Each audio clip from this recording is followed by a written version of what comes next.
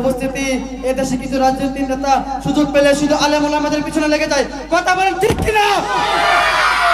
মৌলবীদের বিরুদ্ধে অপবাদ দিতে শুরু করে, হক্কানি আলেম ওলামাদের নামে লিস্ট তৈরি করে এবং বলে এই সমস্ত মৌলবী নাকি দুর্নীতিবাদ। আমি স্পষ্ট ভাষায় বলতে চাই, কোন মৌলবী তোমাদের পিছনে ঘুরবে না। মৌলবী এই দেশে চুটা কাটতা, মৌলবী এই দেশে আয় থাকে না। কথা বলেন ঠিক কিনা?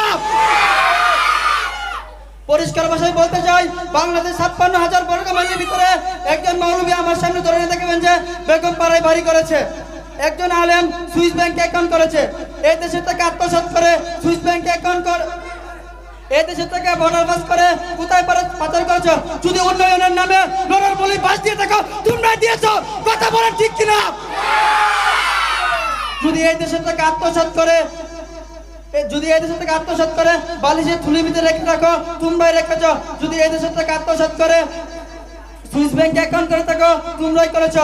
এই দেশের হিজাবের সংকট তোমরা সৃষ্টি করেছো, এই দেশের ডলার সংকট তোমরা সৃষ্টি করেছো। এই দেশের কোনো আলেম করে নাই, আলেমটা হলো এই দেশের সুসন্তান। কথা বলে ঠিক কিনা?